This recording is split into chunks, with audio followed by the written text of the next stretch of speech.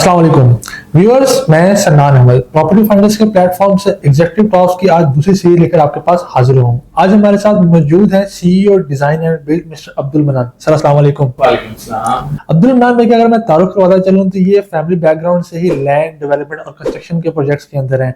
Design and build की अगर बात की जाए तो इनके माशाल्लाह 5 से ज्यादा प्रोजेक्ट जो है बहरिया के अंदर जो है वो तैयार है और इसके आगे इनका जो विजन है और इसके साथ साथ मरियम टाउन के अंदर इनका जो घरों का प्रोजेक्ट है वो भी तेजी से जारी है। इसके साथ गुफ्तगू का सिलसिला शुरू करते हैं। जी सर, कैसे हैं? अल्हम्दुलिल्लाह, आप सुनाएं? ठीक है, अल्लाह का शुक्र, बेहतरीन। अच्छा अब्दुल मान भाई, मेरा पहला क्वेश्चन आपसे ये है कि जिस तरह माशाल्लाह आपका फैमिली बैकग्राउंड भी इसी चीज़ का है कि आपके फोर फादर भी जो हैं वो ज़मीन कंस्ट्रक्शन डेवलपमेंट इन सब चीज़ों में रहे, तो आपको इस चीज़ में अट्रैक्शन कहाँ से पैदा हुई? देखिए, अगर आप इंग्लिश ऑथर को पढ़ें तो हमेशा हम कहते हैं कि आपको जो सबसे पहली अट्रैक्शन है वो अपने फोर फादर्स बिजनेस में मिलती है। मैं बाय प्रोफेशन आईटी ग्रेजुएट हूँ। अच्छा, माशाल्लाह। वो काम भी एक अर्सा किया भी और स्टिल ग्लोबल कंपनीज के साथ कर रहे हैं, लेकिन ये एक ऐसी फील्ड है जिससे हमें एक उनसीयत थी, मोहब्बत थी और वो एक लेगेसी किसी को बरकरार रखनी थी। तो फैमिली में से फिर मैंने स्टेप अप किया और फिर ये सारे प्लेटफॉर्म को अल्हम्दुलिल्लाह संभाला। चलिए, दैट्स ग्रेट, माशाल्लाह, ये तो बड़ी अच्छी चीज़ है। बाकी अगर हम थोड़ा सा मार्केट की तरफ आते हैं कि बहरिया टाउन में आप काम कर रहे हैं, तो बहरिया की मार्केट को किस तरह देखते हैं? बाद लोग तो बड़ा समझते हैं कि इस टाइम फ्रेजाइल हुई है और चीज़ें बड़ी तो है उतार चढ़ाव का शिकार है। आपका क्या पॉइंट ऑफ व्यू है? देखिए जी, ये बहरिया की मार्केट नहीं है, बेसिकली हमें बात थोड़ी सी ब्रॉडर पर्सपेक्टिव में करनी चाहिए। वो है कि प्रॉपर्टी की मार्केट की क्या पोजीशन है। ठीक है। मैं 2012 से प्रॉपर्टी की मार्केट के साथ वेल कनेक्टेड हूँ, लेकिन क्योंकि हम लोग जब काम करते हैं तो पुरानी स्टडी भी करते हैं, तो हमेशा ये 2 4 5 साल के बाद एक करेक्शन आती है। ठीक है। ये पोस्ट कोरोना आप देखें, प्रॉपर्टी में हर चीज को रुक जाए, कोई एक ऐसी चीज नहीं है जो डाउन गई है। हर चीज प्लस होती गई, प्लस होती गई, लेकिन वो इतनी प्लस हो चुकी है कि बायर की रेंज से बाहर चली गई। और कुछ जगह इस तरह की हैं जो बहुत ज्यादा प्राइस पे चली गई, जिनका कोई यूजेज नहीं। 2018 से मैं अमूमन चैम्बर ऑफ कॉमर्स में या आगे पीछे जो भी प्लेटफॉर्म होता है उसमें एक बात कहता हूँ कि हमें पाकिस्तानियों को चाहिए कि हम ओपन लैंड में अपने पैसे पार्क ना करें, हम वो प्रॉपर्टीज खरीदें जो कंस्ट्रक्टेड प्रॉपर्टीज, जिनका रेंट आता है, जिनसे रोजगार चलता है, जिससे माशियत का पल जो पहिया है वो जारी रहता है। तो जब आप इस तरफ मूव करेंगे, हाई राइज की तरफ या कंस्ट्रक्टेड कोई भी प्रॉपर्टीज हो, विलाज हो, टाउन हाउसेज हो, तो आपको इतना ज्यादा ब्लॉकेट नहीं लगेगा। लेकिन जो ओपन प्लॉट्स हैं उसमें हुकूमत भी सख्त से सख्त पॉलिसी ला रही है, क्योंकि हुकूमत को भी पैसे कारोबार में चाहिए, कारोबार में पैसे आएंगे, बिजनेस में पैसे आएंगे, इंडस्ट्री में पैसे लगेगा, तो ही आपका जो लोग हैं, जो आपकी अवाम है, उन तक पैसा पहुंचेगा और ये आपकी मुल्क की जो इकोनॉमी है वो बेहतर होगी। तो इसलिए जो कंस्ट्रक्टेड प्रॉपर्टीज हैं वो आप आज भी देख लें, पिछले जब से ये मार्केट स्लो है तब से भी कंस्ट्रक्टेड प्रॉपर्टी का काम हो रहा है। आया वो हाई राइज में अपार्टमेंट हो, कमर्शियल शॉप्स हो, विलास हो, टाउन हाउसेज, लेकिन जो ओपन लैंड है, ओपन प्लॉट है, वो डे बाय डे स्लो होते जा रहे हैं। और ये मैं आपको यकीन के साथ बताऊं कि ये मजीद स्लो हो जाएंगे। पाकिस्तान एक एग्री लैंड है, एग्री कंट्री है। हमें लैंड जो ओपन लैंड है उसको एग्रीकल्चर के लिए जरूर इस्तेमाल करना चाहिए, लेकिन ओपन प्लॉट छोड़ने का ना किसी को फायदा होता है, उल्टा ये हुकूमत के लिए भी नुकसानदेह है और आप भी पाकिस्तान की इकोनॉमी के लिए नुकसान। बिल्कुल ऐसे ही है, बड़ा अच्छा एक्सप्लेन किया इस चीज को आपने। अगर इसी चीज को मैं आगे थोड़ा सा कंटिन्यू करूंगा, आपने बात की ना अपार्टमेंट्स की, कमर्शियल्स की, तो लोग ट्रेंड तो शिफ्ट हो रहा है, लेकिन ना एक थोड़ा सा कुछ लोगों के अंदर ना एक खौफ का फैक्टर आता है कि यार मैं मतलब अपनी अपार्टमेंट ले रहा हूँ या जो है वो कमर्शियल आउटलेट बाय कर रहा हूँ, तो बिल्डिंग बनेगी नहीं बनेगी, या जो है कहाँ इन्वेस्ट करना चाहिए, बहुत सारे दावे होते हैं। तो एक ले मैन है, एक इन्वेस्टमेंट मार्केट में आ रहा है या ओवरसीज बैठा है, वो किस तरह किन पैरामीटर को सामने रख के जज कर सकता है कि मैं कहाँ इन्वेस्ट करूं? देखें, सबसे पहले जो डेवलपर है उसकी हिस्ट्री को चेक किया है। डेवलपर की आया हिस्ट्री क्या है, एक डेवलपर ने पीछे जो वादे किए हैं क्या उसके पास उसका बैकअप है। अगर एक डेवलपर चाह रहा है कि मैं 5 कनाल की बिल्डिंग बनाऊं और उससे पहले उसने 2 घर नहीं बनाए, तो वो कैसे 5 कनाल की बिल्डिंग बनाए? तो ये क्लाइंट की और रियल एस्टेट एजेंट जैसे आप लोग हैं, अब मुझे बड़ी खुशी होती है कि पढ़े लिखे लोग हमारी फील्ड में आ रहे हैं, तो उनकी ये रिस्पॉन्सिबिलिटी होती है जो आप उनसे अपना चार्ज कर रहे होते हैं, वो आपकी रिस्पॉन्सिबिलिटी यही चेक करके उनको बताना है कि आया ये डेवलपर स्ट्रॉन्ग है, वर्थ इट है कि नहीं। अब एक ही जगह पे अगर आप हाई राइज से पहले चले जाएं, लैंड की बात चले जाएं, एक ही जगह पे बैरियर टाउन है उसके साथ ही केनाल गार्डन है, लेकिन बैरियर टाउन का रेट ज्यादा है। सुखचैन और बैरियर टाउन की दीवारें मिलती हैं, बैरियर टाउन का रेट ज्यादा है, वो डेवलपर की वर्थ है। इसी तरह आप डिफेंस में चले जाएं, डीएचए की स्टेट लाइफ की दीवारें मिलती हैं, डीएचए का रेट ज्यादा है, वो डेवलपर की वर्थ है, डेवलपर की हिस्ट्री है। बहुत सारे डेवलपर फ्रॉड करते हैं।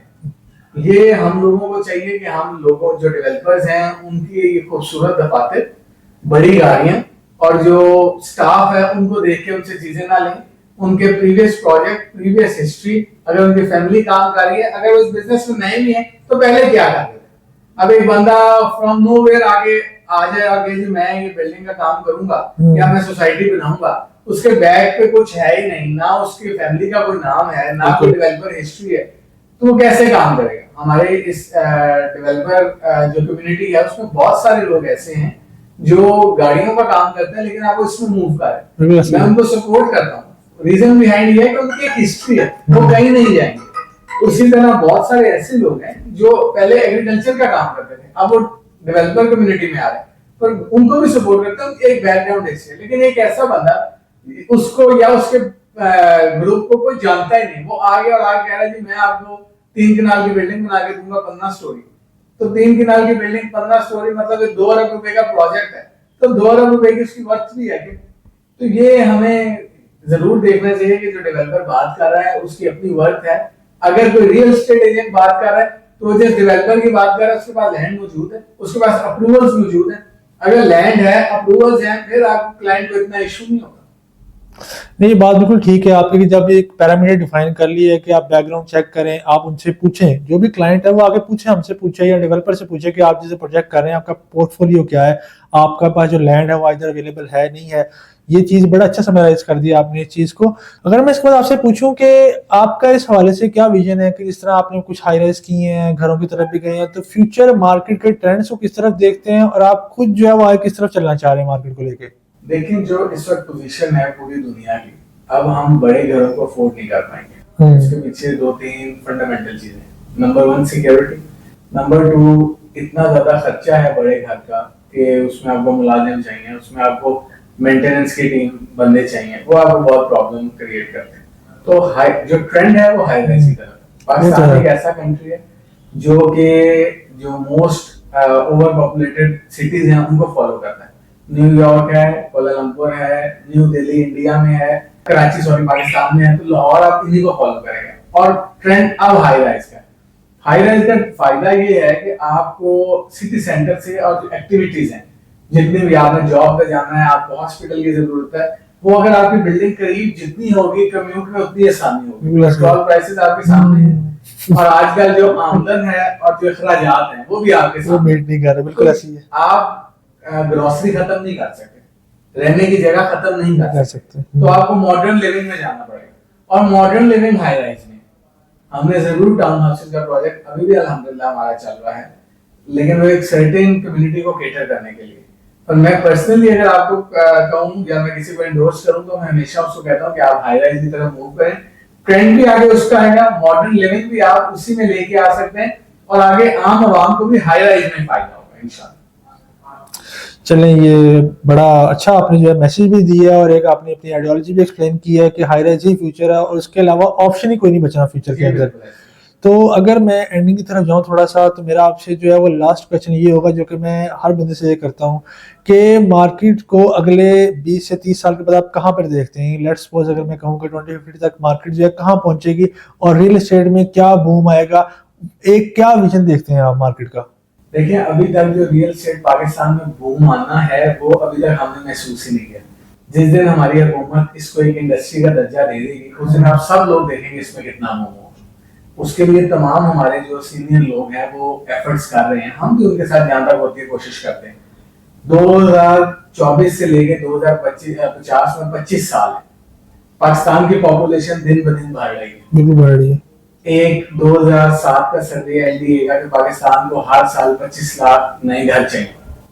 और अगर सिर्फ आप लाहौर मेट्रोपॉलिटन सिटी की बात करें तो इस शहर को हर साल 20,000 घर चाहिए, 20,000 फैमिली को अकोमोडेट करना हर साल और ये मल्टीप्लाई हो रहे हैं। बिल्कुल ऐसी है। आप अंदरून में चले जाएं तो एक घर में जो 5 भाई रहते थे अब उन्होंने वापस आना है यहाँ पे। तो ये घर जो है ये बेसिक नेसेसिटी है, रोटी कपड़ा और मकान ये बेसिक नेसेसिटीज है।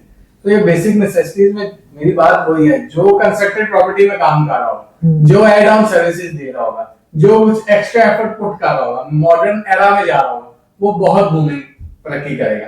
दुनिया में भी आप जितने बड़े लोगों का पोर्टफोलियो देखें उनमें 70% रियल एस्टेट होती है। उसमें फॉर्म नहीं होता, उसमें ओपन रकबे नहीं पड़े होते, उसमें बयानों वाले पेपर नहीं होते, उनकी अपनी रियल एस्टेट प्रॉपर्टीज होती है, उनकी अपनी लिस्टिंग्स होती है। और पाकिस्तान में भी जो बंदा अपनी लिस्टिंग्स क्रिएट कर रहा है वो आप 25 साल में देखेंगे हमारे और आपसे बहुत आगे चला जाएगा। जो आज किस्तों पे चीजें लोग ले रहे हैं वो 5 साल बाद जब डिलीवरी हो जाएगी तो वो एक बड़ी अमाउंट के मालिक बन जाएंगे, वो उसको रोटेट करके कहीं से कहीं पहुंच सकते हैं। तो 25 साल के अगले 5 से 10 सालों में ये 2-3 साल के पोस्ट कोरोना आप समझ लें कि एक झटका है जो पूरी दुनिया में लगा हुआ है। हम पाकिस्तान में रह रहे हैं तो पाकिस्तान में फील हो रहा है, ये कोरोना के आफ्टर इफेक्ट्स हैं। वंस इससे हम कम बैक कर देंगे तो ये इंडस्ट्री में बहुत बूम है। और इंशाल्लाह ये आप मेरी बात याद रखिएगा, तब जिंदगी हो या ना हो, नेक्स्ट 25 इयर्स में 100x प्रॉपर्टी हो जाएगी। जो आज प्रॉपर्टी है वो 100x हो जाएगी इंशाल्लाह। बिल्कुल ऐसे ही आपने जो है फैक्ट्स के अंदर बहुत अच्छा चीज़ों को एक्सप्लेन कर दिया। तो व्यूअर्स, आप सबकी इन्वेस्टमेंट जो है वो बहुत इंपॉर्टेंट है। आपका पैसा आप उन प्रोजेक्ट्स के अंदर लगाएं जो प्रोजेक्ट बन रहे हैं, जो प्रोजेक्ट इंश्योर्ड हैं, जो प्रोजेक्ट अप्रूव्ड है। इसके लिए आप डेवलपर से भी जो है वो उसका जो है सवाल कर सकते हैं कि वो क्यों है और कहाँ पे है। इसी तरह आप जो है हमसे भी सवाल कर सकते हैं। आपका कोई भी अब्दुल मन्नान भाई से सवाल हो, डिजाइन एंड बिल्ड के प्रोजेक्ट के मतलब कुछ भी आप पूछना चाह रहे हैं, किसी भी चीज़ की आप मालूमात हासिल करना चाहते हैं, तो आप स्क्रीन पे दिए गए नंबर पे हमें बेझिझक रब्ता कर सकते हैं। हम आपका सवाल अब्दुल मन्नान भाई तक जरूर पहुंचाएंगे। सर बहुत शुक्रिया आपके टाइम का। बहुत शुक्रिया, थैंक यू। Allah Hafiz.